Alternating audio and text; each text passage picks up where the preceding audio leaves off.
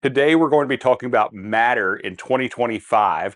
This is the protocol for the Internet of Things that makes your smart home work in 2025. And if you don't understand it too much, don't worry. We're going to get into that a little bit. I'm going to talk about that as well as the status of Matter, the positives and negatives at this time, as well as where I think we're headed in the future in my final thoughts. So stay tuned. Welcome back to Josh's Smart Home, where I've been building out my smart home for about 10 years now, and I want to share with you what I've learned along the way so you can make your home smarter.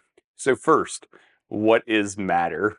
As I said, it's a protocol for the Internet of Things for the use in your smart home. It's supposed to make things more accessible, secure, and useful for you. And if you think of it like other protocols, you may be familiar with Zigbee or Z-Wave. Those are wireless protocols. For the average person, maybe it's better to think of Bluetooth or like a Wi-Fi.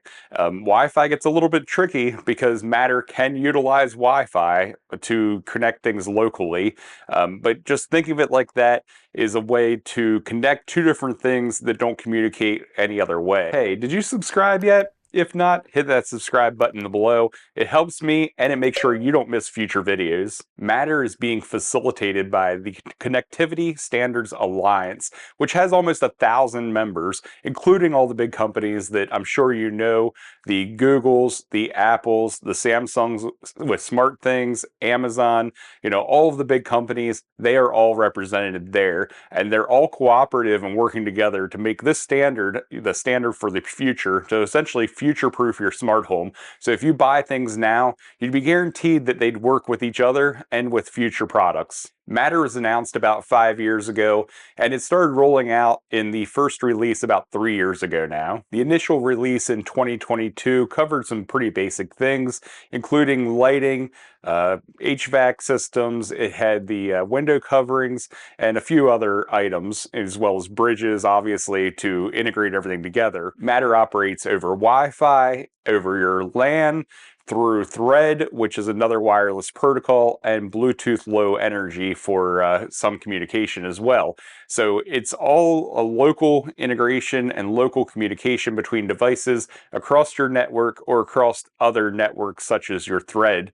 Thread is another wireless protocol. Think of it like an alternative to Bluetooth or Wi-Fi for a method to communicate between devices using a different frequency. That initial release really was maybe the height of all of the positive energy right at the beginning of the Matter kickoff. And like I said, that's been 3 years ago now, in February of 2022, I believe it was.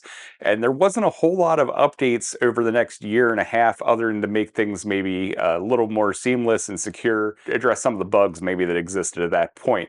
But after a year and a half in late 2023, there was an update to Matter 1.2, which did release additional categories of devices, robotic vacuums, and different appliances such as refrigerators or dishwashers. Early in 2024, that release of Matter at 1.3 released EV chargers and additional appliances such as microwaves and ovens, among other devices. So you can see that it started picking up, from the end of 2023 to beginning of 2024, there were more frequent releases, and that led to the release of Matter 1.4 in November of 2024, introducing items like solar panels and heat pumps and batteries. So definitely, rounding out some of those more obscure devices, but are really important in our smart homes. It's expected that in the spring of 2025, Matter 1.5 will be released, and we'll get a device type that you haven't heard me mention, and that's cameras. And the cameras will be via the RTSP streams that are pretty common in cameras. I know my Reolinks utilize those, so it's a pretty common streaming protocol there. And that brings you up to speed on where we're at this time in 2025. I'm hoping they keep on making progress and everything becomes more stable, more reliable as we move forward. But that'll lead us into the positives and negatives thus far. And then, like I said, at the end, I'll let you know where I think we're going in the future. Now let's talk about the positives. The first is the goal of Matter, and that's to make everything accessible, reliable, and usable. So having that one standard where you don't have to go out and say, well, is this device compatible with Apple or Amazon or Google or whoever you're looking at, the different voice assistants, or trying to figure out if it's going to work with your smart home hub, such as Smart Things or Home Assistant or one of the other choices that are out there. There's plenty of choices. Just knowing that things will work is really a great goal. And the dedication from the companies. When I was at CES and saw the different companies talking about Matter, their dedication, it really did impress me. I know Google said they were very committed to it. Amazon said they were committed, and so did Smart Things through Samsung. And Samsung said they wanted to roll out the functionality within 6 months of the standard being rolled out, each iteration, because they said it was the right thing to do. And that's a quote from them. So they see it as the right thing to do. And I think that's really the consensus across the board. Amazon and Google both did, state there were issues throughout the past, but they are committed to, allocating resources and development to this and making sure it works, which is definitely a key to the consumers and making sure that our smart homes don't go awry. As I stated, the number of devices keeps growing, so hopefully all of the different device types will be integrated within Matter in the near future. And this is sort of like a proof of concept almost. They proved that Matter can work. Now they need to make it reliable and expand it. So I think it's a real positive. I would say as a protocol, it's been a fairly quick adoption. 5 years sounds like a long time, but when you look at the product cycle times, life cycles of products, and the development process, and bringing together almost 1,000 competitors and putting them, on the same page and making sure everything works, it's really a feat. So I think they've come a long way.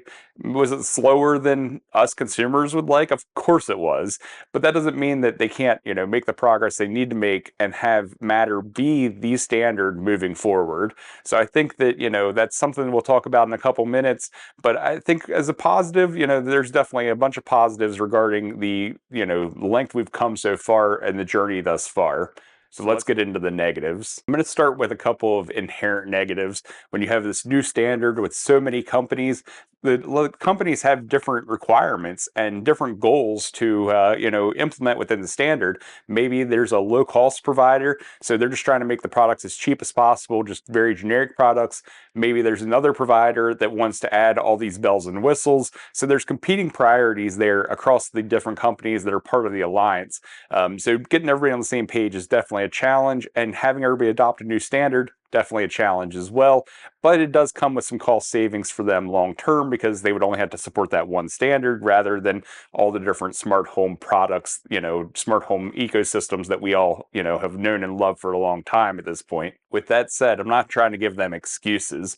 There's lots of room for improvement, and one of those is reliability. I have just a few Matter devices because I've tried to stay away from it for the most part. I've stuck mostly with Zigbee and Z-Wave, but the devices that I do have not been reliable when we're, working across different systems.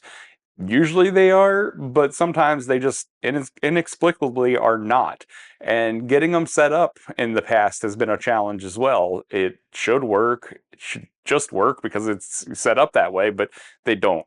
So, as simple as a plug, switching on and off, not that simple. And the biggest negative to me is not all platforms support all the devices at the same time. So we're back to a lot of the same issues that we had in the past, where you want to know, will this device work with my Google or Apple or Amazon device, ecosystem? And it's not anymore, it has to be labeled that way. It has to say Matter potentially for this purpose. But even then, does Google have that implemented in their Google Home Hub? Or, does Apple have it on their Apple HomeKit?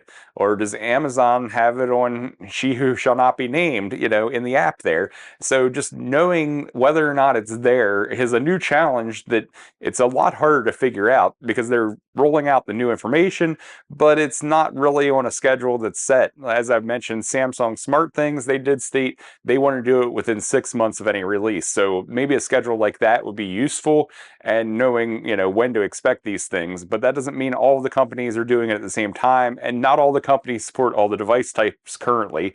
So it's definitely a challenge there that you have to navigate. a huge negative to me for a standard that's supposed to make everything an equal playing field on what's supported. So it's time for my final thoughts and where I think we're headed in the future in 2025 and beyond. So I think that Matter has a lot of positives, and the commitment level is huge from these companies. I couldn't believe the positive things, coming out of Amazon and Google's mouth and Samsung when they're all sitting side by side, formerly like fierce competitors, and they're all, combining and working together on this. So I think the commitment across the companies to make sure that this really does meet those kind of standards is really, really positive. And I think what we're going to end up with is we're going to have a Matter standard that has some basic functionality where everything does work together to an extent, but only to an extent. All those extra bells and whistles, I think they're going to be an app by app situation. So we're going to end up in a little bit of the same situation we are now, where you may have a bunch of smart home apps on your phone because only certain things are, exposed to certain other products. So maybe you can turn the light on and off, but you can't change the color of the light, or you can dim the light, but again, you maybe can't change the color. Maybe you can change the color of the light, but you can't set a certain scene, say the permanent outdoor lights where you can have like different scenes or that type of thing. So maybe that's the limitation. I don't know what it's going to be long term and what that's going to look like across all the different ecosystems, but that's where I think that we're heading, where everything will work on a basic level, but not necessarily an advanced level where you might want different functionality. With that being said, I've worked around this in the past. So for my permanent outdoor lights, I have a scene set up that I like, during, say, Valentine's Day or St. Patrick's Day or Christmas or July 4th. And then I have Google just turning it on and off as needed. So I can have the schedule set up there. It has limited functionality. It can do colors, but it can't do the scenes. But I have the scene set up in the Govee app, and then I don't have to worry about it. So I think that's what we're going to end up with the Matter protocol.